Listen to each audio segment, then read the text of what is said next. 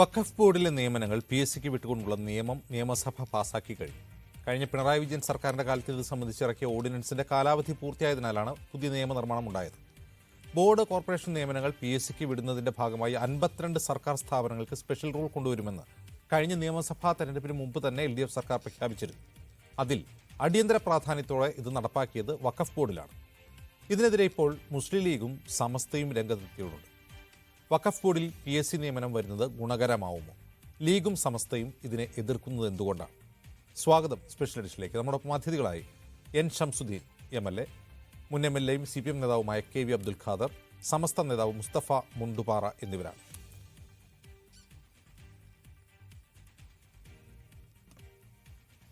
ആദ്യം N. ഷംസുദ്ദീനിലേക്ക്. അദ്ദേഹം റെഡിയായിട്ടുണ്ട് എന്ന് കരുതുന്നു. ശ്രീ N. ഷംസുദ്ദീൻ, എന്തുകൊണ്ടാണ് വഖഫ് ബോർഡിൽ PSC വരുന്നതിന് നിങ്ങൾ എതിർക്കുന്നത്?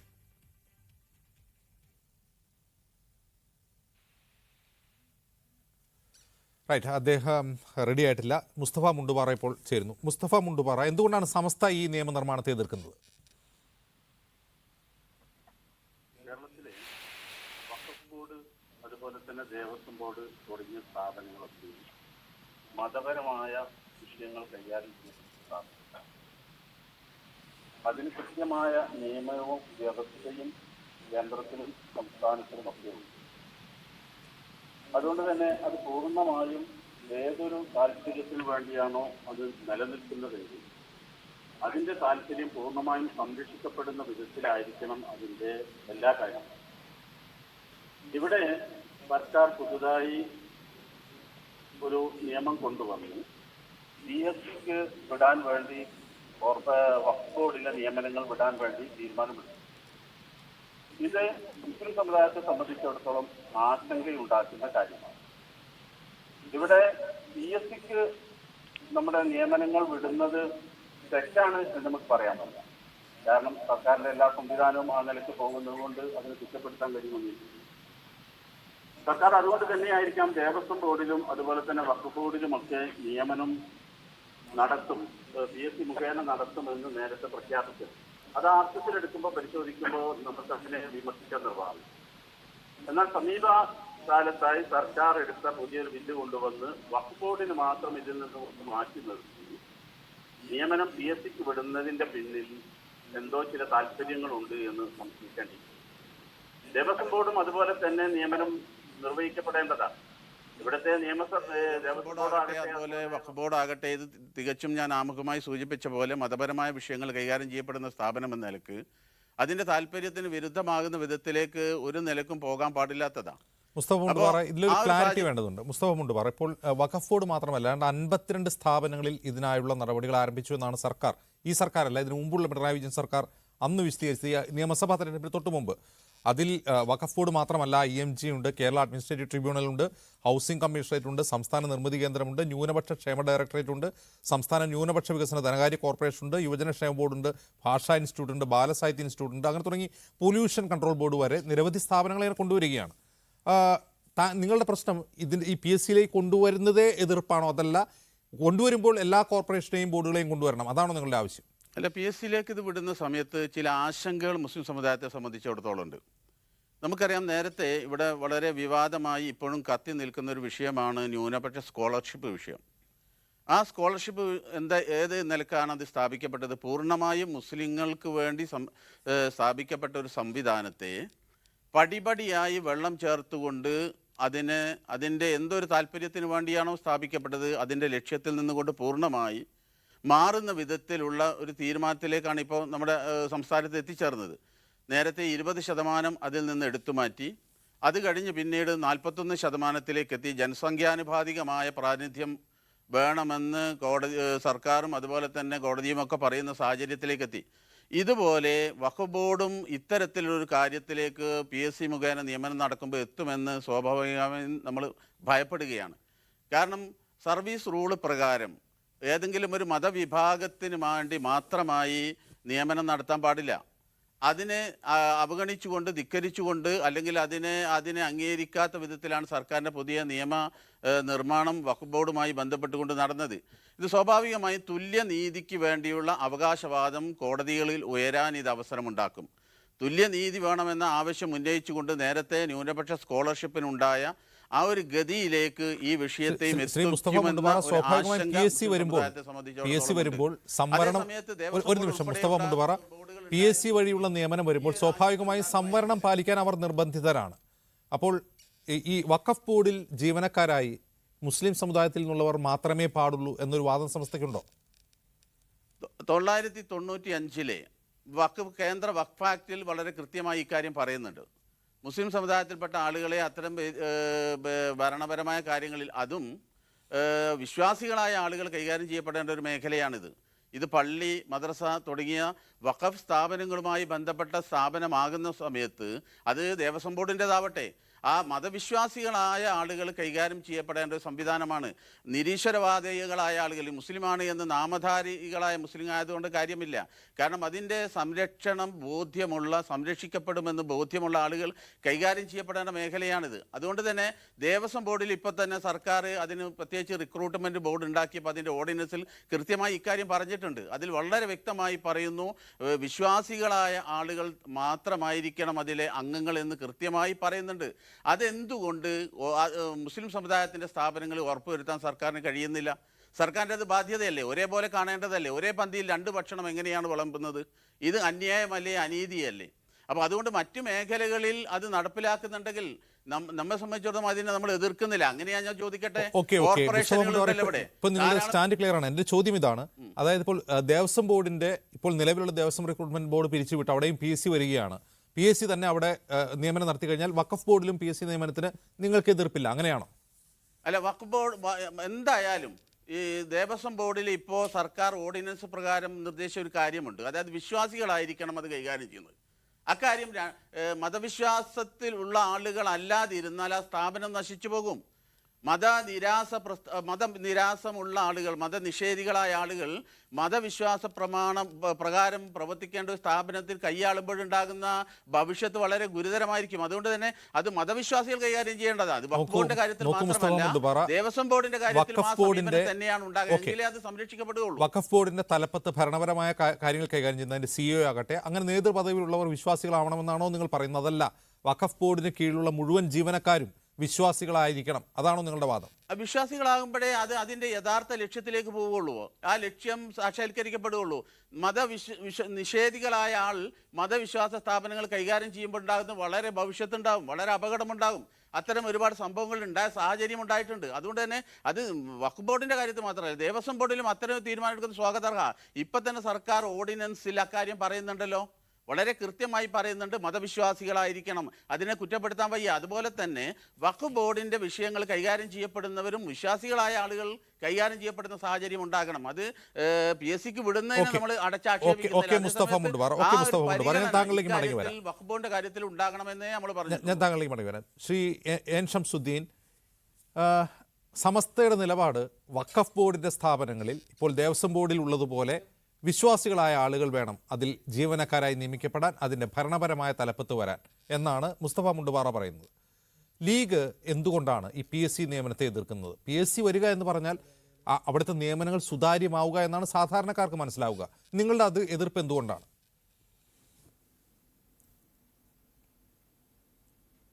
അല്ല, ഇവിടെ നിയമനങ്ങൾ സുതാര്യമാകുക എന്നുള്ളത് ഇപ്പോൾ ഇവർ പറയുന്ന ഒരു ന്യായം മാത്രമാണ്.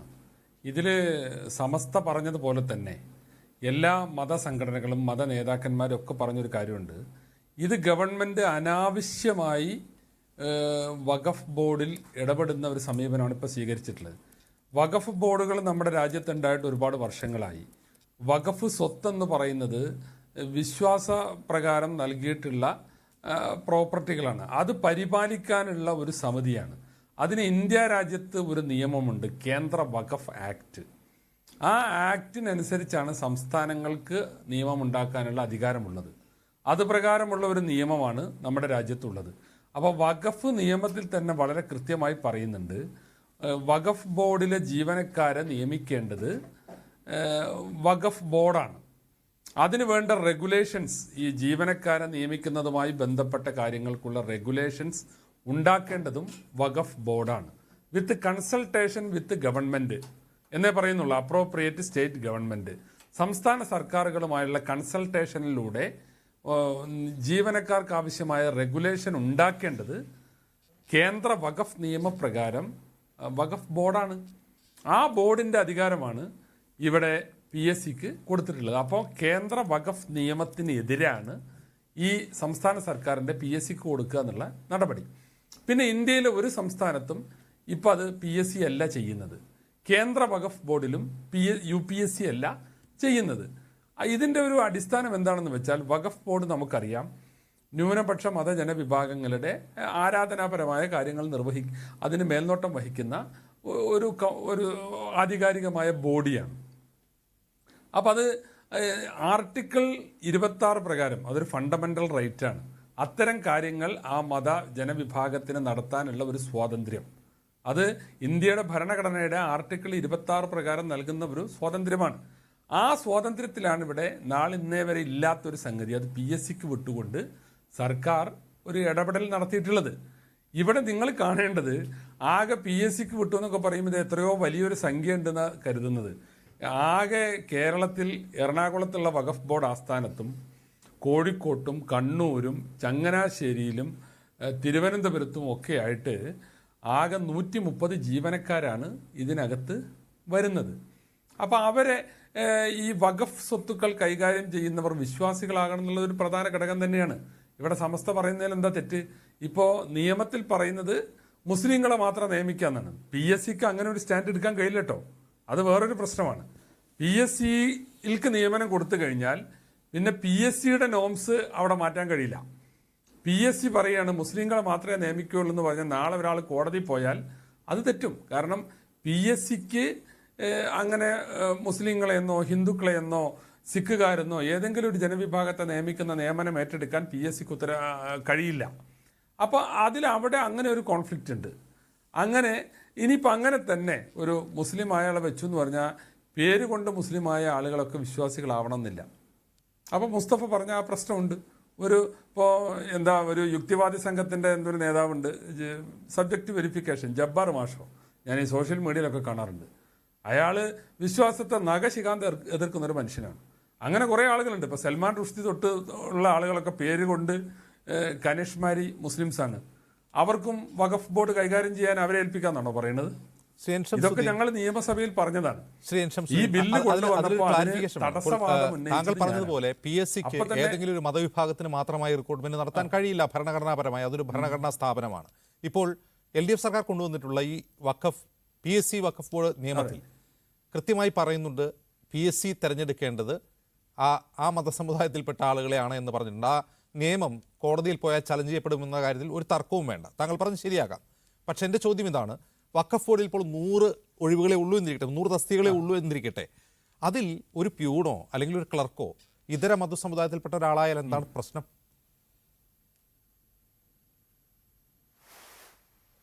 അല്ല, ഇവിടെ ഓരോന്നിനും ഓരോ രീതിയുണ്ടല്ലോ. ഇപ്പം ദേവസ്വം ബോർഡിൽ ഹൈന്ദവ സമൂഹത്തിൽ നിന്നല്ലാതെ ഒരാളെ നിയമിക്കണമെന്ന് ഇന്നേവരാരും പറഞ്ഞിട്ടില്ല, അത് പറയേണ്ടതുമില്ല. ദേവസ്വം ബോർഡിൽ വളരെ കൃത്യമാണ് വിശ്വാസിയാണെന്ന് പറയുന്നുണ്ട്. ഹിന്ദു കമ്മ്യൂണിറ്റി ആയാൽ മാത്രം പോരാ, അയാൾ ക്ഷേത്രാചാരങ്ങളിൽ വിശ്വാസമുള്ള ആളായിരിക്കണമെന്ന് ഈ ദേവസ്വം ബോർഡിൻ്റെ റിക്രൂട്ട്മെൻറ്റ് ബോർഡ് പ്രകാരമുള്ള നിയമനങ്ങളിൽ പറയുന്നുണ്ട്. നിയമനം സുതാര്യമാക്കിയല്ലേ വേണ്ടൂ. ഒരു കാര്യം ചെയ്തോളൂ, ഈ വഖഫ് ബോർഡിനും നിങ്ങൾ വേണമെങ്കിൽ റിക്രൂട്ട്മെൻറ്റ് ബോർഡ് വെച്ചോളൂ, അതിന് നിബന്ധനകൾ വെച്ചോളൂ. അപ്പോൾ വിശ്വാസികൾ ഇത് കൈകാര്യം ചെയ്യണം എന്നുള്ള കാര്യം പരമപ്രധാനം തന്നെയാണ്. അതെങ്ങനെ നമുക്ക് പറ്റില്ല എന്ന് പറയാം? വിശ്വാസികളുടെ ഒരു സാധനം അവിശ്വാസി കയറി കൈകാര്യം ചെയ്യണമെന്ന് വാശി പിടിക്കാൻ പറ്റുമോ? അവിടെയാണ് കമ്മ്യൂണിസ്റ്റ് ഒളിയായി ചണ്ട. അതാണ് ഞങ്ങൾ പറയുന്നത്. കേൾക്കുമ്പോൾ വളരെ നിരുപദ്രവകരമാണെന്ന് തോന്നും. പക്ഷേ ഞാൻ പറഞ്ഞില്ലേ, RSSന് RSS ഭരിക്കുമ്പോൾ അവരുടെ അജണ്ട ഉണ്ട്, കമ്മ്യൂണിസ്റ്റുകൾക്ക് കമ്മ്യൂണിസ്റ്റ് ഭരിക്കുമ്പോൾ ഇപ്പൊ പഴയ വഖഫ് ബോർഡ് നിയമന ബോർഡ് വരുവാണെന്നിരിക്കട്ടെ, റിക്രൂട്ട്മെന്റ് ബോർഡ് വരുവാണെന്നിരിക്കട്ടെ, ഒരാളുടെ വിശ്വാസത്തെ അവരെങ്ങനെയാണ് അളക്കുക?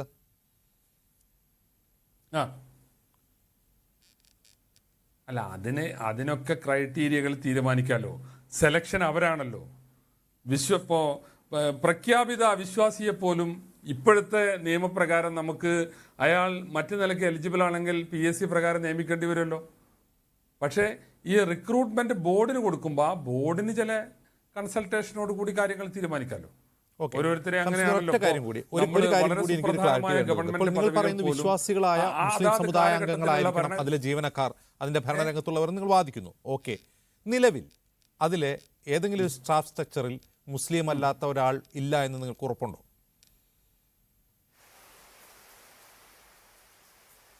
അല്ല, ഇവിടെ പിന്നെ മുസ്ലിം അല്ലാത്ത ആളെ കാര്യമല്ല ഇവിടെ പറയുന്നത്. മുസ്ലിം ആയ ഒരാൾ തന്നെ ഇപ്പോൾ ഇടതുപക്ഷം കൊണ്ടുവന്ന നിയമത്തിൽ പറയുന്നുണ്ട് മുസ്ലിമിനെ പറ്റൂ എന്ന് പറയുന്നുണ്ട്. അതിന് രണ്ട് പ്രശ്നമാണ് ഞാൻ ചൂണ്ടിക്കാണിച്ചത്.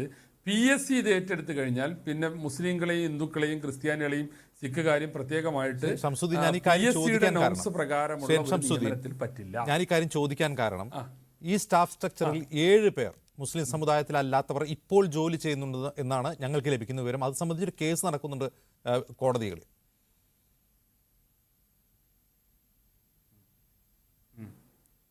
അല്ല, അത് പരിശോധിക്കപ്പെടേണ്ടതാണ്. ഞാൻ പറഞ്ഞില്ലേ, മുസ്ലിം അല്ലാത്ത ഒരാൾ വഖഫ് ബോർഡിൽ ജോലി ചെയ്യുന്നു എന്നതല്ല പ്രശ്നം.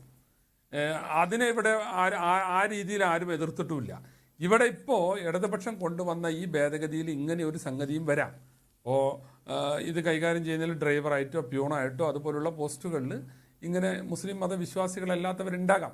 ഞാൻ ചോദിക്കുന്നത്, എന്തിനാണ് ഇങ്ങനെ വെറുതെ ഒരു കടന്നാക്രമണം ഈ ഇടതുപക്ഷ ഗവൺമെൻറ് നടത്തിയത്? രാജ്യത്തെല്ലായിടത്തും വഖഫ് പ്രോപ്പർട്ടികൾ വഖഫ് ബോർഡ് കൈകാര്യം ചെയ്യുന്നുണ്ട്. അതിൻ്റെ വരുമാനം എന്താണ്? പള്ളി മദ്രസകളിൽ നിന്നും ആളുകൾ നേർച്ച കൊടുക്കുന്നതുമായ വരുമാനമാണ്. ഗവൺമെൻറ് ഗ്രാൻഡ് വളരെ തുച്ഛമാണ്. അപ്പോൾ അങ്ങനെ ഒരു മതവിഭാഗങ്ങൾ നടത്തുന്ന ഒരു സംഗതിയിൽ എന്തിന് ഇങ്ങനെ ഒരു കടന്നുകയറ്റം ഉണ്ടാക്കി?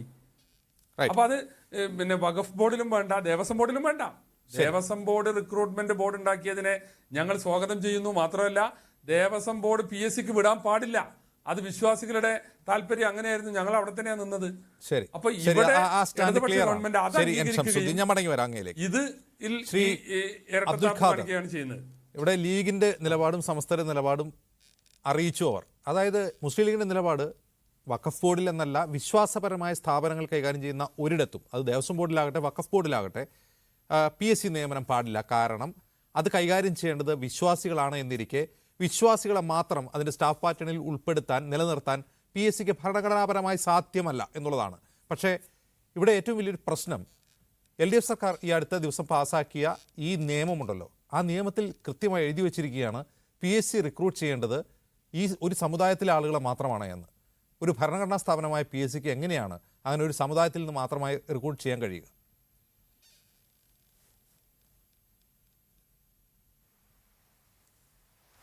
അല്ല, ഞാനിവിടെ രണ്ടുപേരുടെയും നിലപാടുകളെ കേൾക്കുകയായിരുന്നു. യഥാർത്ഥത്തിൽ ഇത്രമാത്രം വേവലാതിപ്പെടേണ്ട ഒരു വിഷയം ഇതിനകത്തില്ല എന്നുള്ളത് തന്നെയാണ് യാഥാർത്ഥ്യം. കാരണം ഇവിടെ ഇപ്പോൾ വിശ്വാസികൾ കൈകാര്യം ചെയ്യുന്ന സാധനം അവിശ്വാസി ഏറ്റെടുക്കും എന്നൊക്കെ പറയുമ്പോൾ യഥാർത്ഥത്തിൽ എന്താണിപ്പോൾ നിലവിലുള്ള സംഗതി? എന്താ നിലവിൽ വഖഫ് ബോർഡിൽ ജോലി ചെയ്യുന്ന ആളുകളുടെ ഒരു സ്റ്റാഫ് പാറ്റേൺ ഞാനിവിടെ പറയാം. അതായത് ഇപ്പോൾ 106 പേരാണ് അപ്രൂവ്ഡ് തസ്തികകളുള്ളത്. അതിൽ പെർമനൻ്റായിട്ട് 29 പേരാണ്. കോൺട്രാക്ട് ലിസ്റ്റിൽ 79 പേരാണ്. ഇതിൽ 24 പേരെ നേരിട്ടും മറ്റുള്ളവർ എംപ്ലോയ്മെൻറ്റ് മുഖേനയും ആണ് വന്നിട്ടുള്ളത്. ഡെയിലി വേജസിൽ 6 പേരുണ്ട്. 2 പേരെ എംപ്ലോയ്മെൻറ്റ് മുഖേനയും മറ്റുള്ളവർ നേരിട്ടുമാണ്. അപ്പോൾ യഥാർത്ഥത്തിൽ എംപ്ലോയ്മെൻറ്റ് വഴി നമ്മൾ ആളുകളെ എടുക്കുമ്പോൾ അതിൽ ഈ അവിശ്വാസി സാധനം വരുമോ? എലിജിബിളായിട്ടുള്ള ആളുകളെ വളരെ കൃത്യമായിട്ട് ഈ നിയമസഭ പാസ്സാക്കിയ നിയമത്തിൻ്റെ 3-ാം വകുപ്പിൽ പറയുന്നുണ്ട്. കാരണം മുസ്ലിം ഉദ്യോഗാർത്ഥികളുടെ പ്രത്യേക ലിസ്റ്റ് ഇത് PSC നേരത്തെ അംഗീകരിച്ചിട്ടുള്ള കാര്യമാണ്. PSCക്ക് നടപ്പിലാക്കാൻ കഴിയാത്തൊരു കാര്യമാണ് എന്നിവിടെ വാദിക്കുന്നത്. PSC ഇക്കാര്യത്തിൽ വളരെ കൃത്യമായിട്ട് പറഞ്ഞിട്ടുണ്ട്. അപ്പം അതുകൊണ്ട് അതായത് ഒരു പ്രത്യേക സമുദായത്തിൽ നിന്ന് മാത്രം ആളുകളെ റിക്രൂട്ട് ചെയ്യാം എന്ന് PSC ഔദ്യോഗികമായി പറഞ്ഞിട്ടുണ്ട്. PSCയോട്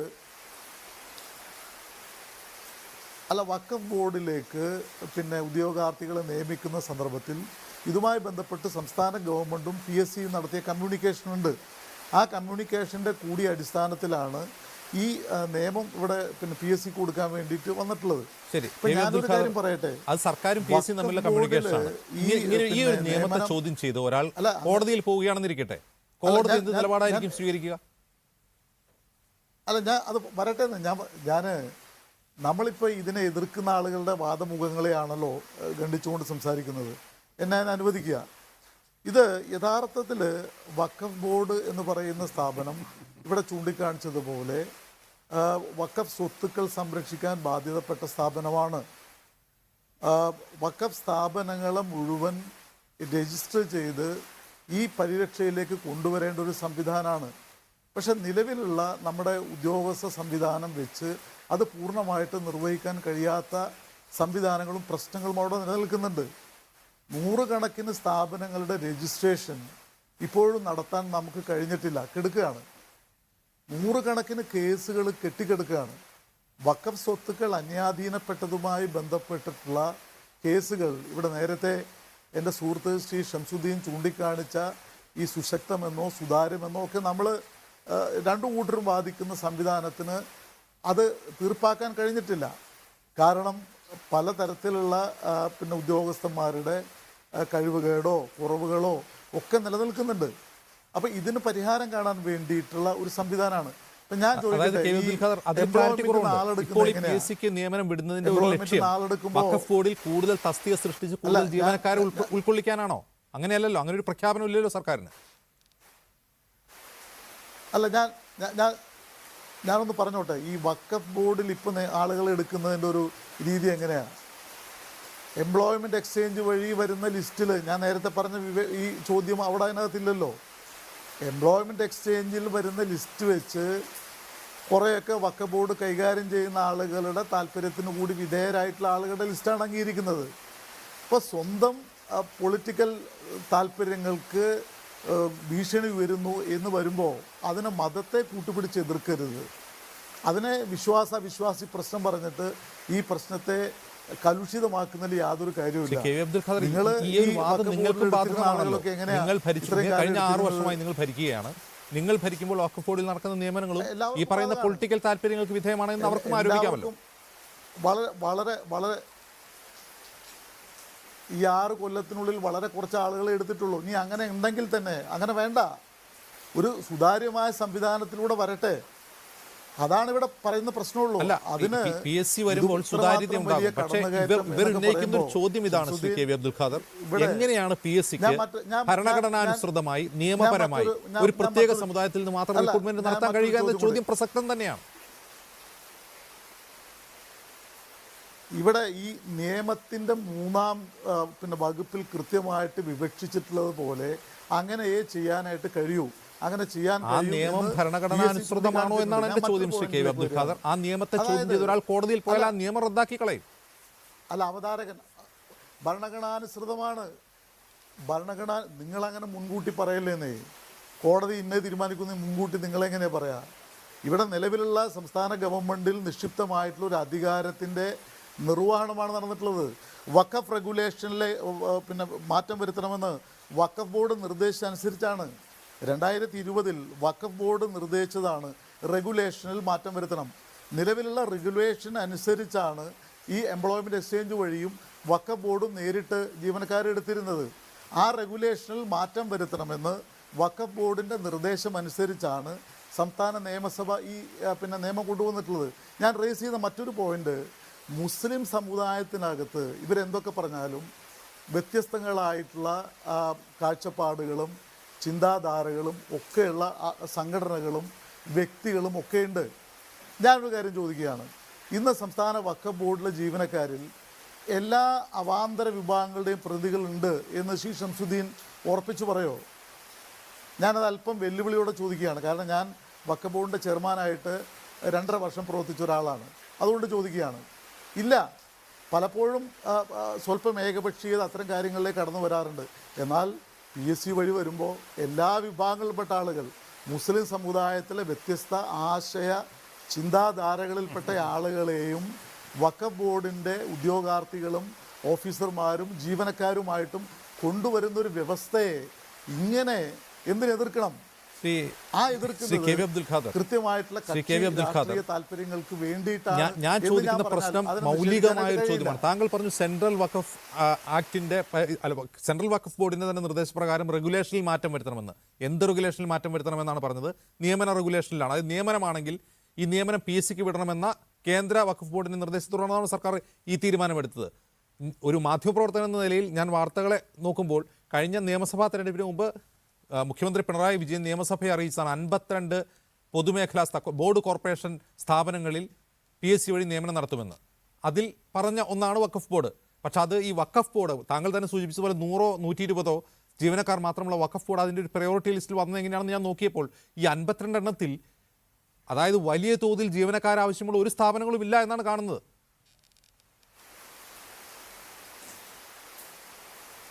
അല്ല, അങ്ങ് ഒരു മാധ്യമ പ്രവർത്തകൻ എന്നുള്ള നിലയിൽ എനിക്ക് അങ്ങയോട് ആദരവുണ്ട്. അതേസമയം ഈ ഗവൺമെൻറ്റിൻ്റെ ഇക്കാര്യത്തിലുള്ള സത്യസന്ധാപൂർവമായ നിലപാടുകൾ അറിയുക. നേരത്തെ ഇപ്പം ഞാൻ പറയാം, ദേവസ്വം ബോർഡുകളിൽ എങ്ങനെയാണ് നേരത്തെ നിയമനം നടത്തിയിരുന്നത്? ദേവസ്വം ബോർഡുകളാണ് ജീവനക്കാരെ വെച്ചിരുന്നത്. വഖഫ് ബോർഡ് വെച്ചിരുന്ന പോലെ തന്നെ ദേവസ്വം ബോർഡാണ് വെച്ചിരുന്നത്. ആ ദേവസ്വം ബോർഡുകൾ ആളുകളെ നിയമിച്ചിരുന്നതെന്ന് വ്യത്യസ്തമായിട്ട് ഒരു ദേവസ്വം നിയമന ബോർഡ് കൊണ്ടുവരികയുണ്ടായി. LDF ഗവൺമെന്റിന്റെ തീരുമാനത്തിന് വിധേയമായിട്ടാണ് സമാനമായ ബോർഡ് എന്തുകൊണ്ട് വഖഫ് ബോർഡിൽ ഉണ്ടാകുന്നില്ല എന്നാണ് ലീഗ് ചോദിക്കുന്നത്. നിയമനം ലീഗിന് അതിനോട് താല്പര്യമാണ്. ദേവസ്വം ബോർഡിന്റെ മാതൃകയിൽ ഒരു നിയമന ബോർഡ് രൂപീകരിക്കുന്നതിന് ലീഗ് പിന്തുണയാണ്. അതെന്തുകൊണ്ട് വഖഫ് ബോർഡിൽ ഉണ്ടാകുന്നില്ല? വഖഫ് ബോർഡ് മാത്രം PSCക്ക് എന്നൊരു ചോദ്യം സമസ്തയും ഉന്നയിക്കുന്നു. അല്ല അതേക്കുറിച്ച് ഞാൻ പറയാം. ദേവസ്വം നിയമനങ്ങൾ ദേവസ്വം നിയമന ബോർഡിന് വിടുമ്പോഴും ഇതുപോലെ ആശങ്കകൾ ഉന്നയിച്ചിരുന്നു. ഇപ്പോൾ വഖഫ് ബോർഡിൻ്റെ നിയമനം PSCക്ക് വിടാത്തതുമായി ബന്ധപ്പെട്ട കാര്യങ്ങൾ, ഇപ്പോൾ PSCക്ക് വിട്ടതുമായി ബന്ധപ്പെട്ട പ്രശ്നങ്ങളാണ് നമ്മൾ ചർച്ച ചെയ്യുന്നത്. ഞാൻ ചൂണ്ടിക്കാണിച്ച പ്രശ്നം, ഇതിനകത്ത് മുസ്ലിം സമുദായത്തിലെ മുഴുവൻ അവാന്തര വിഭാഗങ്ങൾക്കും വഖഫ് ബോർഡിൽ എണ്ണം കുറവാണ്, ഞാനത് സമ്മതിക്കുന്നു. എണ്ണം കുറവാണെങ്കിൽ പോലും എല്ലാവർക്കും ഉദ്യോഗ പ്രാതിനിധ്യം നൽകുന്നതിന് എന്തിനെതിർക്കണം? അല്ല, അതിനല്ല എതിർക്കുന്നത്. മാത്രമാണ് ശ്രീ കെ വി അബ്ദുൽ ഖാദർ, ഈ നിയമത്തെ ഓർഡിനൻസിൽ തന്നെ നിങ്ങൾ പറഞ്ഞ മൂന്നാമത്തെ ഘടകയുണ്ടല്ലോ, ഒരു പ്രത്യേക സമുദായത്തിൽ നിന്ന് റിക്രൂട്ട്മെന്റ് നടത്തണം എന്ന ആ നിയമത്തിൽ എഴുതി വെച്ചാൽ അതെങ്ങനെയാണ് ഭരണഘടനാനുസൃതമാവുക? പൊതുഫണ്ടിൽ നിന്ന് ശമ്പളം കൊടുക്കുന്ന ഒരു സ്ഥാപനത്തിൽ ഒരു പ്രത്യേക മതത്തിൽ നിന്ന് നിയമനം നടത്തണമെന്ന് PSCയോട് സർക്കാരിന് എങ്ങനെ ആവശ്യപ്പെടാൻ കഴിയും? അതൊരു കോമൺ സെൻസിന്റെ കൂടെ ഭാഗമാണല്ലോ. PSCയും ഗവൺമെൻറ്റും അല്ലല്ല, കോമൺ സെൻസിൻ്റെ ഭാഗമല്ല. അത് താങ്കളുടെ ഒരു പ്രത്യേക താല്പര്യത്തിൻ്റെ ഭാഗമായിട്ട് താങ്കൾ ചോദിക്കുന്നു എന്നേ ഉള്ളൂ. ഇവിടെ ഇത് ഗവൺമെൻറ് ഒരു ഉട്ടോപ്യൻ നയമുണ്ടാക്കിയതല്ല. നിയമ ഡിപ്പാർട്ട്മെൻറ്റും PSCയും ഒക്കെ ആയിട്ടുള്ള ചർച്ചകളുടെ ഭാഗമായിട്ട് ഗവൺമെൻറ് ഉണ്ടാക്കിയിട്ടുള്ള ഒരു കാര്യമാണ്. ഇത് അസാധ്യമായിട്ടുള്ള ഒരു കാര്യമല്ല. PSC തന്നെ ഗവൺമെൻറ് നൽകിയിട്ടുള്ള ശുപാർശകളുടെ കൂടി അടിസ്ഥാനത്തിൽ വന്നിട്ടുള്ള കാര്യമാണ്. നിയമസഭ പാസ്സാക്കിയ നിയമത്തിൻ്റെ 3-ാം വകുപ്പിൽ വഖഫ് ബോർഡ് എന്ന് പറയുന്ന സ്ഥാപനത്തിന് വേണ്ടിയിട്ടുള്ള പ്രത്യേക നിയമനത്തിൽ മുസ്ലിങ്ങൾ ഉദ്യോഗാർത്ഥികളായിട്ടുള്ള ആളുകൾ ലിസ്റ്റിൽ നിന്ന് പരിഗണിക്കണം എന്ന് പറഞ്ഞിട്ടുണ്ട്. അത് ഭരണഘടനാ വിരുദ്ധമാകേണ്ട പ്രശ്നമില്ല. ഇത് കൃത്യമായിട്ട് നിയമം പാസ്സാക്കിയിട്ടുള്ള കാര്യമാണ്. അല്ലാതെ അതായത് ഈ നിയമം നിയമപരമായി ചോദ്യം ചെയ്യാൻ കഴിയില്ല എന്ന പൂർണ്ണ ആത്മവിശ്വാസത്തിൽ സർക്കാർ ചെയ്ത കാര്യമാണെന്ന് കെ വി അബ്ദുൽ ഖാദർ പറഞ്ഞു. ഒറ്റ ക്വസ്റ്റ്യൻ കൂടി ശ്രീ കെ വി അബ്ദുൽ ഖാദർ, അക്കാര്യവുമായി ബന്ധപ്പെട്ട ഒറ്റ ചോദ്യം കൂടി ശ്രീ കെ വി അബ്ദുൽ ഖാദർ. യാതൊരു അർത്ഥവുമില്ല. അതായത് മുസ്ലിം സമുദായത്തിലെ അവാന്തര വിഭാഗങ്ങൾക്കെല്ലാം പ്രാതിനിധ്യം ലഭിക്കുന്ന വിധത്തിൽ വഖഫ് ബോർഡിൽ നിയമനം നടത്തണമെന്നാണ് സർക്കാരിൻ്റെ ഉദ്ദേശമെന്നാണ് താങ്കൾ നിയമനിർമ്മാണത്തിൻ്റെ ഉദ്ദേശ ലക്ഷ്യങ്ങളായി പറഞ്ഞത്. എങ്കിൽ ഇതിലേറെ ആക്ഷേപങ്ങൾ ഉയരുന്ന ഒന്നാണ് ദേവസ്വം ബോർഡ് നിയമനങ്ങൾ. അവിടെ കൃത്യമായ ജാതി പ്രാതിനിധ്യമില്ല എന്ന് പതിറ്റാണ്ടുകളായി വിമർശനം ഉയരുന്നുണ്ട്. അവിടെയാണ് കൂടുതൽ ജീവനക്കാരെ ആവശ്യമുള്ളതും കൂടുതൽ പരാതികൾ ഉയരുന്നതും. എന്തുകൊണ്ട് അവിടെ ഇല്ല PSC എന്ന ചോദ്യം ലീഗ് ഉന്നയിക്കുന്നു. അല്ല, ഞാൻ പറയാം. അതായത് ദേവസ്വം ബോർഡുകൾ നിയമന ബോർഡിന് വിട്ടത് എന്തുകൊണ്ട്, PSCക്ക് നൽകാത്തത് എന്തുകൊണ്ട് എന്ന ചോദ്യമാണ് ഉന്നയിച്ചത്. പ്രസക്തമായൊരു ചോദ്യമാണ്. അവിടെ ഈ ഹിന്ദു വിഭാഗങ്ങളിലെ സംവരണം, ആ സംവരണത്തിൽ ഇപ്പോൾ ഗവൺമെൻറ്റിൻ്റെ നിലപാട് അനുസരിച്ച് മുന്നോക്കക്കാരിലെ സാമ്പത്തികമായിട്ട് പിന്നോക്കം നിൽക്കുന്ന ആളുകൾക്ക് നിയമനം നൽകണമെന്നുള്ളതാണ് ഗവൺമെൻറ് നിലപാട്. ഈ ദേവസ്വം നിയമന ബോർഡിന് അത് കഴിയും. കാരണം സംസ്ഥാന നിയമസഭ പാസ്സാക്കിയ ഒരു നിയമത്തിൻ്റെ അടിസ്ഥാനത്തിൽ അതിന് കഴിയും. പക്ഷേ അത് PSCയിൽ വിട്ടാൽ ഈ പറഞ്ഞ കാര്യം പ്രാവർത്തികമാക്കാൻ കഴിയില്ല. ശ്രീ കെ വി അബ്ദുൽ ഖാദർ, ദേവസ്വം ബോർഡിലെ പരാതി മുന്നോക്കക്കാർക്ക് അവിടെ പ്രാതിനിധ്യമില്ല എന്നല്ല. അതായത് LDF സർക്കാർ ദേവസ്വം ബോർഡിൽ മുന്നോക്ക സംവരണം കൊണ്ടുവന്നെങ്കിൽ അവിടെയുള്ള പരാതി മുന്നോക്കക്കാർക്ക് പ്രാതിനിധ്യമില്ല എന്നല്ല. അവിടെയുള്ള ജീവനക്കാരിൽ ബഹുഭൂരിഭാഗവും മുന്നാക്ക സമുദായക്കാരാണ്. അവിടെ പിന്നാക്കക്കാരായ ഹിന്ദുക്കൾക്ക് പ്രവേശനം ലഭിക്കുന്നില്ല എന്നുള്ളതാണ് പരാതി. അങ്ങ് എന്ത് വസ്തുതയുടെ അടിസ്ഥാനത്തിലാണ് പറഞ്ഞതെന്നുള്ളത് എനിക്കറിയില്ല മിസ്റ്റർ അജീഷ്. നിയമസഭാ രേഖകളുടെ അടിസ്ഥാനത്തിലാണ്. ഇപ്പോൾ ഈ നിയമസഭാ ഗവൺമെന്റ് രേഖകളുടെ വന്ന ശേഷം അടിസ്ഥാനത്തിലാണ്. 2016 പിണറായി ഗവൺമെന്റ് വന്ന ശേഷം 2016 അങ്ങനെ ആയിരുന്നു. 2016 പിണറായി വിജയൻ ഗവൺമെന്റ് അധികാരത്തിൽ വന്ന ശേഷം ദേവസ്വം ബോർഡുകളിലേക്കുള്ള നിയമനങ്ങൾ അങ്ങ് രേഖാമൂലം പരിശോധിക്കുക. ഈ പൂജാരിമാരൊക്കെ ആയിട്ടുള്ള നിയമിക്കപ്പെടുന്ന ആളുകൾ പിന്നോക്ക സമുദായങ്ങളിൽപ്പെട്ട ആളുകളെ നിയമിച്ചതിന്റെ ക്രെഡിറ്റ് ശ്രീ പിണറായി വിജയനാണ്. നിയമിച്ചിട്ടുണ്ടാകാം ശ്രീ കെ. അബ്ദുൽ ഖാദർ. ശരിയാണ്. അവിടെ പട്ടികജാതിക്കാർ ഫോട്ടോ വെച്ച ആളുകൾ ഉൾപ്പെടെ നിയമിച്ചിട്ടുണ്ടാകാം. പക്ഷേ പ്രാതിനിധ്യം ഇതൊരു ഇപ്പോഴും കുറവാണ്. ചരിത്രപരമായിട്ടുള്ള തീരുമാനമെടുത്തിന്റെ ഭാഗമാണ്. പ്രാതിനിധ്യം ഇപ്പോഴും കുറവാണെന്ന് ഞാൻ പറഞ്ഞു. എങ്ങനെയാണ് ഈ വിഷയത്തിൽ അത്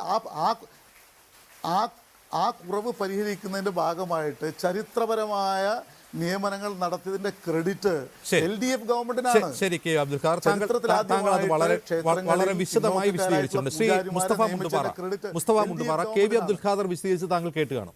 അതായത് ഈ നിയമനിർമ്മാണത്തിൽ നിയമവകുപ്പുമായി കൺസൾട്ട് ചെയ്തിട്ടുണ്ട്, PSCയുമായി സർക്കാരിന് ആശയവിനിമയം ഉണ്ടാക്കിയിട്ടുണ്ട്.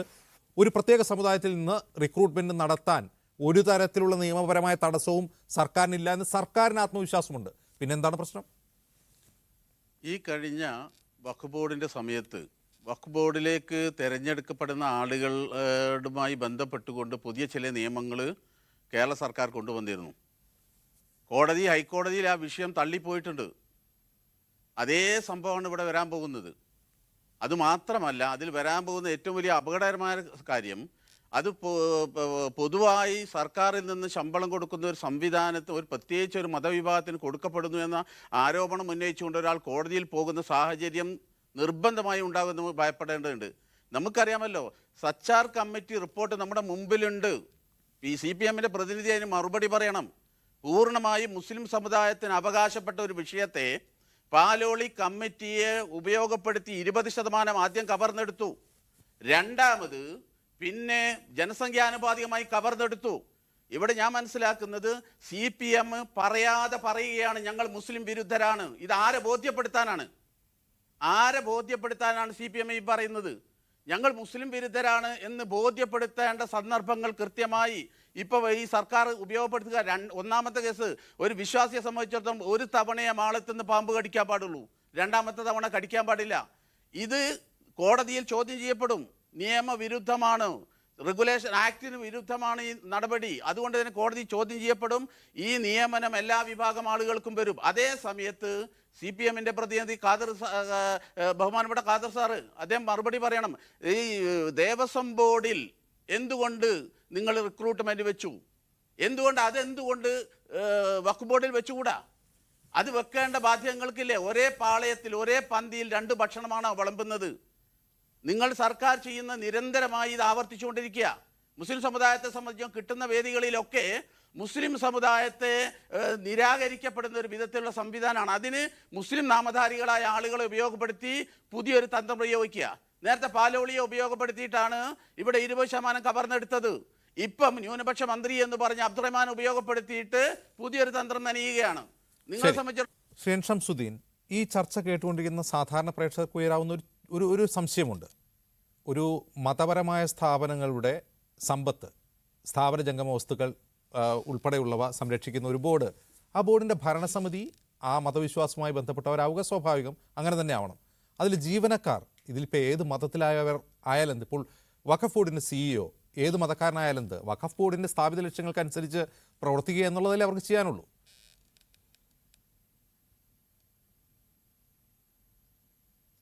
അല്ല, അത് അങ്ങനെ അതിനെ ഡൈവേർട്ട് ചെയ്യുന്നതാണ് കമ്മ്യൂണിസ്റ്റ് തന്ത്രം. ഇവിടെ മതവിശ്വാസികൾ തമ്മിലൊരു പ്രശ്നവുമില്ല. വഖഫ് ബോർഡ് ബന്ധപ്പെട്ട മതവിഭാഗങ്ങളും അതിൻ്റെ നേതൃത്വവും കൈകാര്യം ചെയ്യട്ടെ. ദേവസ്വം ബോർഡ് അതുപോലെ അതുമായി ബന്ധപ്പെട്ട വിശ്വാസികൾ കൈകാര്യം ചെയ്യട്ടെ. അപ്പോൾ അങ്ങനെ കൈകാര്യം ചെയ്താണ് നാളെ ഇതുവരെ വന്നിരുന്നത്. ഇവിടെ അതിൽ വെള്ളം ചേർക്കുന്നത്, അതിൽ കടന്നുകയറ്റം നടത്തുന്നത് കമ്മ്യൂണിസ്റ്റ് കുതന്ത്രം തന്നെയാണ്. അത് നമ്മൾ തിരിച്ചറിയണം. ഇവിടെ മുസ്തഫ മുണ്ടുപാറ ചോദിച്ചല്ലോ എന്താണ് ഇത്ര വലിയ വിരോധം എന്ന്. ഇത് കമ്മ്യൂണിസ്റ്റ് പാർട്ടിയുടെ ഒരു അജണ്ടയാണ്, വിശ്വാസപരമായ കേന്ദ്രങ്ങളെ തകർക്കുക എന്നുള്ളത്.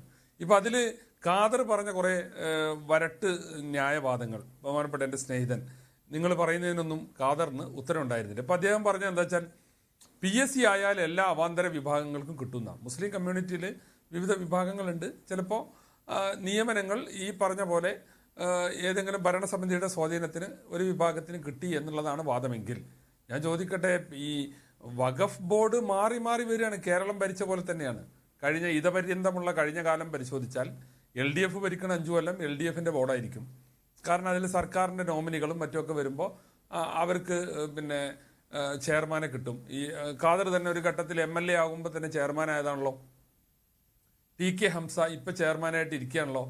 മുമ്പ് പ്രൊഫസർ ജലീൽ നിങ്ങളുടെ കാലത്ത് ചെയർമാനായിട്ട് വന്നതാണല്ലോ. ഇപ്പുറത്താണെങ്കിൽ അതുപോലെ കുറേ ആളുകൾ, ഉമർ അലി തങ്ങൾ വന്നിട്ടുണ്ട്, റഷീദ് അലി തങ്ങൾ വന്നിട്ടുണ്ട്. അങ്ങനെ ഞങ്ങളുടെ കാലത്തും ആ രീതിയിൽ വന്നിട്ടുണ്ട്. അപ്പോൾ ഈ ഏതെങ്കിലും കിട്ടാത്ത വിഭാഗത്തിന് നിങ്ങളുടെ കാലത്ത് വരുന്ന പോസ്റ്റുകൾ കൊടുക്കാമായിരുന്നല്ലോ. PSC ആയാൽ അങ്ങനെ ഏതെങ്കിലും വിഭാഗത്തിന് കിട്ടുമോ? PSCയിലൂടെ ആരും വരാം. പിന്നെ PSCക്ക് ഭാവിയിൽ വരാവുന്ന പ്രശ്നങ്ങളാണ് ഇവിടെ ചൂണ്ടിക്കാണിച്ചത്. മുസ്തഫ പറഞ്ഞ സച്ചാർ കമ്മിറ്റിയും പാലോളി കമ്മിറ്റിയും അതിൻ്റെ സംഗതികളെല്ലാം എടുത്ത് കോടതി വരെ അത് തെറ്റിദ്ധരിച്ച് പറയുന്ന സ്ഥിതി ഉണ്ടായി. ഇപ്പോൾ എന്തായി? അവസാനം എല്ലാം കഴിഞ്ഞതിന് ശേഷം സംസ്ഥാന സർക്കാരിന് വിവേകം ഉണ്ടായില്ലേ? അത് പാലോളി കമ്മിറ്റി ശുപാർശയായാലും സച്ചാർ കമ്മിറ്റി ശുപാർശയായാലും അത് ഇങ്ങനെയാണ് വേണ്ടതെന്ന് പറഞ്ഞിട്ട് ഇപ്പോൾ സുപ്രീം കോടതി പോയല്ലോ, പോകേണ്ടി വന്നതാണ്. അപ്പോൾ ഈ കൺഫ്യൂഷനൊക്കെ ഉണ്ടാക്കിയിട്ട് നിങ്ങൾ പോയി. അപ്പോൾ ഇവിടെ ഒരു റിക്രൂട്ട്മെന്റ് ബോർഡായാൽ അതിന് നോംസ് തീരുമാനിച്ചാൽ മതി. പിന്നെ UDFന് താല്പര്യമുള്ള ബോർഡ് വന്നാലും ഭൂരിപക്ഷമുള്ള ബോർഡ് വന്നാലും LDFനുള്ളത് വന്നാലും റിക്രൂട്ട്മെന്റ് ബോർഡ് അതാത് കാലത്ത് വരുന്ന ഒഴിവുകൾ എടുക്കും. പിന്നെ ഇവിടെ വേറെ പ്രശ്നമുണ്ട്. ഈ 130 ആളിൽ ഒരു സമയത്ത് 4-5 പോസ്റ്റുകളുടെ ഒഴിവാവും വരിക.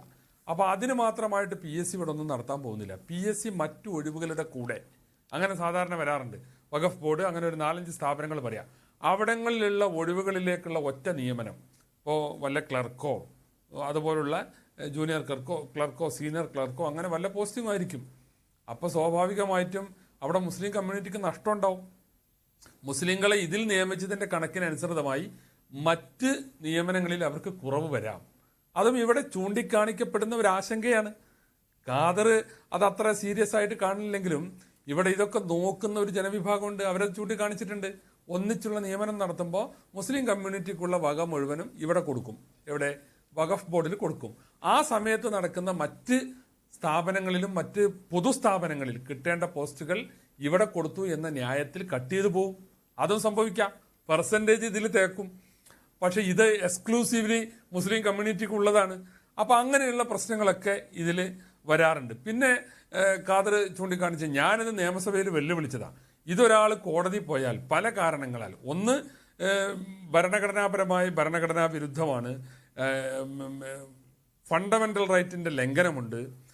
അതായത് ഒരു മതവിശ്വാസിക്ക് മതവിശ്വാസ സ്ഥാപനങ്ങൾ നടത്താനുള്ള സ്വാതന്ത്ര്യത്തിൽ ഗവൺമെന്റിന്റെ കടന്നുകയറ്റം, PSCയുടെ വരവ്, അപ്പോൾ അതുകൊണ്ട് തന്നെ അത് ഭരണഘടനാ വിരുദ്ധമാണ്, കേന്ദ്ര വഖഫ് നിയമത്തിന് വിരുദ്ധമാണ്.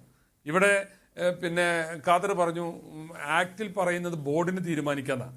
അത് ബോർഡ് നിയമിക്കണം എന്നാണ് പറയണത്, വിത്ത് കൺസൾട്ടേഷൻ ഓഫ് ഗവൺമെന്റ്. അല്ലാതെ ബോർഡ് PSCക്ക് വിടാം. ഇപ്പോഴത്തെ ബോർഡ് LDFന് ഭൂരിപക്ഷമുള്ള ബോർഡാണ്. അതുകൊണ്ട് ബോർഡ് PSCക്ക് വിടാന്ന് വെച്ചാൽ ആക്ട് സമ്മതിക്കുന്നില്ല. ആക്ട് പറയണത് ആക്ടിൽ തന്നെ പറഞ്ഞൂടെ PSCക്ക് നിയമിക്കാന്ന്? കേന്ദ്ര വഖഫ് ആക്ടിൽ അങ്ങ് പറഞ്ഞൂടെ PSCക്ക് നിയമിക്കാം, കേന്ദ്രത്തിൽ UPSCക്ക് നിയമിക്കാം? പറഞ്ഞിട്ടില്ല. നിയമനം നടത്തേണ്ടത് വഖഫ് ബോർഡാണ്. അതിന്റെ ക്രൈറ്റീരിയ, റെഗുലേഷൻസ് തീരുമാനിക്കേണ്ടത് കൺസൾട്ടേഷൻ വിത്ത് ഗവൺമെന്റ് ആണ്. ഇവിടെ മുണ്ടുമാറ പറഞ്ഞ അതാണ്. ആ റെഗുലേഷൻ ഗവൺമെന്റ് വഖഫ് ബോർഡിന് അങ്ങോട്ട് കൊടുത്തു. അത് ഹൈക്കോടതി ചോദ്യം ചെയ്തു. ഇവിടെ പ്രശ്നം, ഞാൻ വീണ്ടും പറയുന്നു, ഒരു മാധ്യമപ്രവർത്തകൻ എന്ന നിലയിലുള്ള അനുഭവം വെച്ച് പറയുന്നു, കേരളത്തിൽ നിയമനങ്ങളിൽ ഏറ്റവും അധികം അഴിമതി നടക്കുന്ന ഏതെങ്കിലും ഒരു സർക്കാർ സ്ഥാപനമുണ്ടെങ്കിൽ അത് കേരള പൊല്യൂഷൻ കൺട്രോൾ ബോർഡാണ്.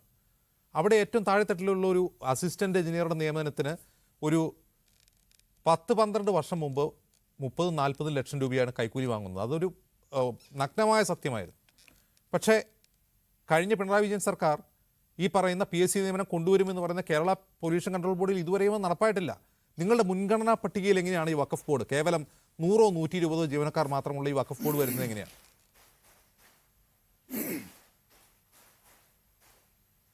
അല്ല, ഞാനത് പറയുന്നതിന് മുമ്പേ ഈ എന്ത് കാര്യം ചർച്ച ചെയ്യുമ്പോഴും മാർക്സിസ്റ്റുകാരുടെ ഇസ്ലാം വിരുദ്ധമൊക്കെ പറഞ്ഞിട്ട് എന്തിനാണ് ഈ ഷംസുദ്ദീനെ പോലുള്ള ആളുകൾ ഇങ്ങനെ രാഷ്ട്രീയ താല്പര്യത്തിന് വേണ്ടി ചില ആർഗ്യുമെൻ്റ് ഉന്നയിക്കുന്നത് എനിക്ക് മനസ്സിലാകുന്നില്ല.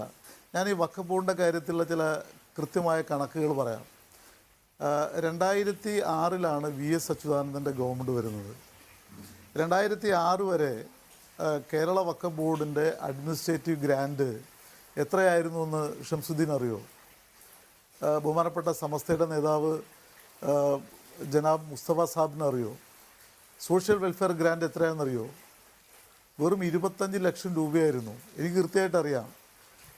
ഞാനും അന്നത്തെ വഖഫ് ബോർഡിൻ്റെ അംഗങ്ങളായിട്ടുള്ള മായനാജി ഉണ്ട്, സൈനുദ്ദീൻ ഉണ്ട്, ഞങ്ങൾ ഉൾപ്പെടെ തോമസ് ഐസക്കുമായി കണ്ടിട്ടാണ് ചരിത്രത്തിൽ ആദ്യമായിട്ട് വഖഫ് ബോർഡിൻ്റെ അഡ്മിനിസ്ട്രേറ്റീവ് ഗ്രാൻഡും സോഷ്യൽ വെൽഫെയർ ഗ്രാൻഡും 4 ഇരട്ടി വർദ്ധിപ്പിച്ചത്. അത് തുടരുകയാണ്, ഇനിയും വർദ്ധിപ്പിക്കേണ്ടതിന് ഞാനത് വർദ്ധിപ്പിക്കണമെന്നുള്ള അഭിപ്രായക്കാരനാണ്. അപ്പോൾ ഇതൊക്കെ നമ്മളൊരു ചർച്ചയിൽ വന്നിരുന്നിട്ട് ഇത് കേൾക്കുന്ന ആളുകളെ തെറ്റിദ്ധരിപ്പിക്കാൻ കഴിയുമെങ്കിൽ ആവട്ടെ എന്ന് കരുതി മാർസിസ്റ്റുകാരൊക്കെ വഖഫ് ബോർഡിനെ തകർക്കാൻ പോവുകയാണ് എന്നൊന്നും പറഞ്ഞാൽ വസ്തുതാപരമായിട്ട് ശരിയായിട്ടുള്ള കാര്യമല്ല. 1. 2, ഈ വിശ്വാസി അവിശ്വാസി കാര്യമൊക്കെ പറഞ്ഞിട്ട് മോഷണം നടത്തുന്നത് വിശ്വാസിയാണോ അവിശ്വാസിയാണോ എന്ന് നോക്കേണ്ട കാര്യമുണ്ടോ? വഖഫ് ബോർഡിൻ്റെയും വഖഫിൻ്റെയും അധികാരങ്ങൾ ആര് കൈകാര്യം ചെയ്താലും വഖഫ് സ്വത്തുക്കൾ സംരക്ഷിക്കപ്പെടണം. ഞാൻ ചോദിക്കട്ടെ, തൃക്കരിപ്പൂർ ജാമിയ സാദിയ വഖഫിൻ്റെ സ്വത്ത് അത് വിറ്റത് ആരാണ്? ഇവർ ഈ വിശ്വാസി ഗണത്തിൽ, ഞാനതിൽ കോമയിലിടുകയാണ്, പ്രത്യേകിച്ച് കൊട്ടേഷനിലിടുകയാണ്, വിശ്വാസി ഗണത്തിൽ പ്രഖ്യാപിക്കപ്പെട്ട ആളുകളാണ്, മുസ്ലിം ലീഗിൻ്റെ നേതാക്കളായിട്ടുള്ള ആളുകളാണ്. അത് 26/2/2020 584/2020 നമ്പറായിട്ട് ഇത് പിന്നെ വഖഫ് സ്വത്ത് മാറ്റി, വക മാറ്റി, അതായത് വിറ്റു. വഖഫ് നിയമത്തിൽ കൃത്യമായിട്ട് പറയുന്നുണ്ട്, once a waqf always a waqf എന്നാണ്. ഒരിക്കൽ വഖഫായാൽ അത് ഒരിക്കലും മാറ്റാൻ പറ്റില്ല. പക്ഷെ അങ്ങനെയുള്ള നിയമം നിലനിൽക്കുന്ന സ്ഥലത്ത് ഈ വഖഫ് ബോർഡും ഇതുപോലെ ഇവർ പ്രഖ്യാപിതമായിട്ടുള്ള വിശ്വാസികളുമൊക്കെ ഇത് കൈകാര്യം ചെയ്ത സമയത്താണ് വഖഫ് സ്വത്തുക്കൾ അന്യാധീനപ്പെട്ടത്. കുറേ കഥകൾ വേറുണ്ട്, ഞാൻ എൻ്റെ വിശദാംശങ്ങളിലേക്കൊന്നും പോകുന്നില്ല. അപ്പോൾ സ്വത്തുക്കൾ അന്യാധീനപ്പെടാതെ സംരക്ഷിക്കുകയും സോഷ്യൽ വെൽഫെയർ ഗ്രാൻഡ് കൃത്യമായിട്ട് നൽകുകയും അഡ്മിനിസ്ട്രേഷൻ നന്നായിട്ട് നടത്തുകയും ഒക്കെ ചെയ്യുക എന്നുള്ളതാണ് വഖഫ് ബോർഡിൽ നിക്ഷിപ്തമായിട്ടുള്ള ചുമതല. അത് നിർവഹിക്കാൻ കഴിയുന്ന വിധത്തിൽ അവിടുത്തെ ജീവനക്കാരുടെ ക്വാളിറ്റി വർദ്ധിപ്പിക്കാൻ കഴിയേണ്ടതുണ്ട്.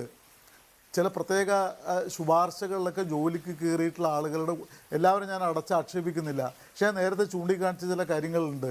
ചില കാര്യങ്ങൾ കൊണ്ടുപോകാൻ തീർപ്പാക്കാൻ വർഷങ്ങളായിട്ട് കഴിയുന്നില്ല. അന്യാധീനപ്പെട്ട വഖഫ് സ്വത്തുക്കൾ തിരിച്ചുപിടിക്കാൻ എത്രയോ വർഷങ്ങൾ കഴിഞ്ഞിട്ടും കഴിയുന്നില്ല. രജിസ്ട്രേഷൻ നൽകി എല്ലാ വഖഫ് സ്ഥാപനങ്ങളെയും വഖഫ് ബോർഡിൻ്റെ കുടക്കീഴിലേക്ക് കൊണ്ടുവരാൻ നമുക്ക് കഴിയുന്നില്ല. ഇതൊക്കെ കഴിയുന്ന വിധത്തിൽ അതിൻ്റെ ഉദ്യോഗസ്ഥ സംവിധാനം മെച്ചപ്പെടുത്തണം.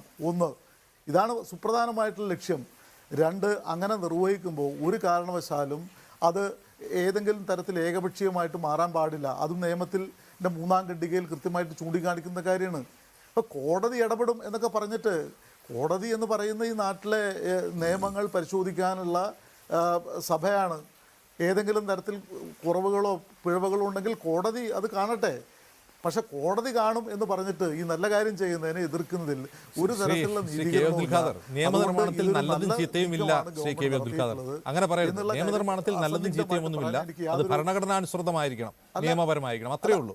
ഞാൻ പറയുക ശ്രീ മുസ്തഫ നിയമപരമായിട്ട് ഏതെങ്കിലും തരത്തിൽ ശ്രീ മുസ്തഫ മുണ്ടുപാറ കെ വി അബ്ദുൽ ഖാദർ ചൂണ്ടിക്കാട്ടുന്ന കാര്യം വിശ്വാസിയാണോ അവിശ്വാസിയാണോ എന്നുള്ളതല്ല, കക്കുന്നുണ്ടോ അഴിമതി കാണിക്കുന്നുണ്ടോ എന്നുള്ളതാണ് പ്രധാനം. നോക്കൂ, ഈ വഖഫ് ബോർഡ് ഇത്ര ചെറിയൊരു സ്ഥാപനമായിരിക്കെ തന്നെ വലിയ തോതിലുള്ള സമ്പത്ത് കൈകാര്യം ചെയ്യുന്നുണ്ട് എന്ന് മാത്രമല്ല, നിരവധി കേസുകൾ ഈ വഖഫ് വകമാറ്റം, വഖഫ് വസ്തുക്കളുടെ വകമാറ്റവുമായി ബന്ധപ്പെട്ടും അഴിമതിയുമായി ബന്ധപ്പെട്ടും വിജിലൻസ് കോടതികളിലുണ്ട്.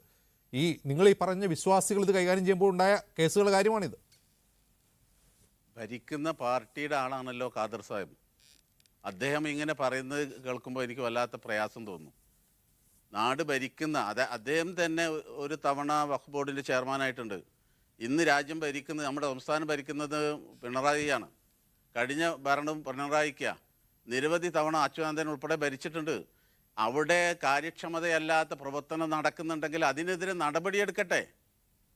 ആരെങ്കിലും വഖഫ് സ്വത്ത് അന്യായമായി കൈകാര്യം ചെയ്തിട്ടുണ്ടെങ്കിൽ രാജ്യത്തിൻ്റെ നിയമം ഉപയോഗിച്ചുകൊണ്ട് അവരുടെ പേരിൽ നടപടിയെടുക്കട്ടെ. അതിനുള്ള ധൈര്യം കാണിക്കാൻ വേണ്ടത്. ആ സമയത്ത് അതൊന്നും ചെയ്യാതെ ഇപ്പോൾ പ്രത്യേകമായൊരു താല്പര്യം വെച്ചുകൊണ്ട് ഒരു നിയമന സംവിധാനം ഉണ്ടാക്കുന്നിടത്താണ് നമുക്ക് വിയോജിപ്പുള്ളത്.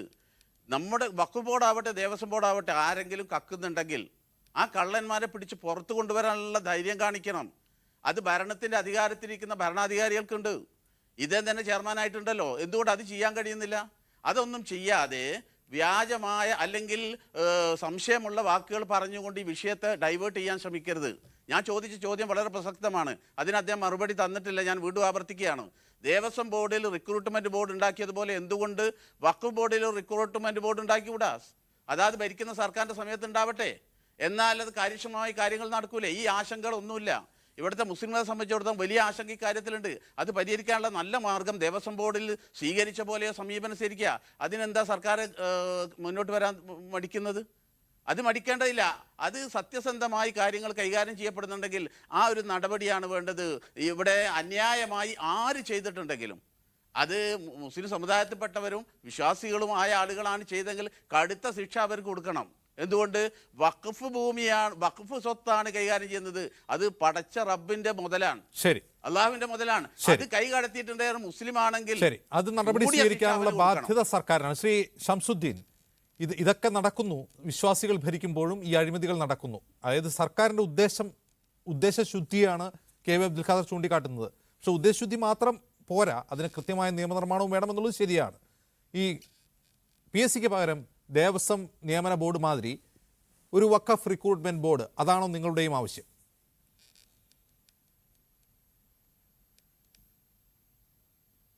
അല്ല, അതെ, അതാണ് ഞാൻ പറഞ്ഞത്.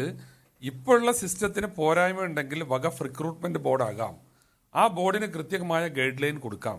നിലവിലുള്ള ഭരണസമിതികൾക്ക് ഈ പറഞ്ഞ കാര്യങ്ങളൊക്കെ അത്തരം ആളുകളെ നിയമിക്കുമ്പോൾ ആവശ്യത്തിനുള്ള ഒരു രൂപത്തിലുള്ള ഇടപെടലുകൾക്ക് സാധ്യമാകും. പിന്നെ ഖാദർ സാഹിബ് ഇവിടെ തെറ്റിദ്ധരിപ്പിക്കുന്ന കുറേ കാര്യങ്ങൾ പറഞ്ഞു. നിലവിലുള്ള വഖഫ് ബോർഡിനെ വെള്ള പൂശേണ്ടതോ അവിടെയുള്ള ജീവനക്കാരെ കുറിച്ച് നല്ലത് പറയേണ്ടതോ ആയിട്ടുള്ള ഉത്തരവാദിത്വം ഞങ്ങൾക്കൊന്നുമില്ല. പക്ഷേ ഞാനൊരു കാര്യം പറയാം. ഞാനും ഒരു ഘട്ടത്തിൽ വഖഫ് ബോർഡ് മെമ്പറായിരുന്ന ആളാണ്, MLA-മാരുടെ പ്രതിനിധിയായിട്ട്.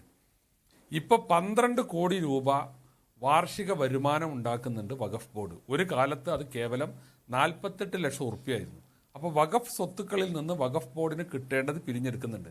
പിന്നെ ഈ പറയുന്ന അന്യാധീനപ്പെടുന്ന പ്രശ്നം എന്ന് പറയുന്നത് എല്ലായിടത്തും ഇത്തരത്തിലുള്ള വിഷയങ്ങൾ ഉണ്ടാവാം, എല്ലാ രംഗത്തുമില്ലേ പോരായ്മകൾ. അപ്പോൾ അതിനെ ആ രീതിയിൽ നമ്മൾ നേരിടുകയാണ് വേണ്ടത്. അതിനിത് PSCക്ക് വിടുന്നത് ഒരു പരിഹാരമാകുകയല്ല. ഇതിനോട് ഒരു പ്രതിബദ്ധതയുമില്ലാത്ത ആളുകൾ വന്നാൽ ഈ പ്രശ്നങ്ങൾക്ക് പരിഹാരമാകുമെന്നാണോ ഖാദർ പറയുന്നത്? അല്ല. അപ്പോൾ ഖാദർ ഇവിടെ കാണിക്കുന്നത് എന്താ വെച്ചാൽ പാർട്ടിയെ ന്യായീകരിക്കാൻ വല്ലാതെ പ്രയാസപ്പെടുകയാണ്. ഒരു ന്യായവുമില്ലാതെ, ശരി, ഒരു കാരണവുമില്ലാതെ ഇവിടെ ഇപ്പോഴും തുടരുന്ന അവ്യക്തത എന്ന് പറയുന്നത് നിയമനിർമ്മാണത്തിലുള്ള പോരായ്മ തന്നെയാണ് തീർച്ചയായും. മറ്റൊന്ന്, ഇതിന്റെ സ്റ്റേക്ക് ഹോൾഡേഴ്സുമായി കൃത്യമായ കൺസൾട്ടേഷൻ ഉണ്ടായോ, അവരിൽ നിന്ന് നിർദ്ദേശങ്ങൾ സ്വീകരിച്ചെന്നുള്ള ചോദ്യങ്ങൾക്ക് കൃത്യമായ മറുപടി ഉണ്ടാവേണ്ടതുണ്ട്. വളരെ നന്ദി Shri N. Shamsuddin, K. V. Abdul Khader, Mustafa Mundupara ഇത്രയും സംസാരിച്ചത്.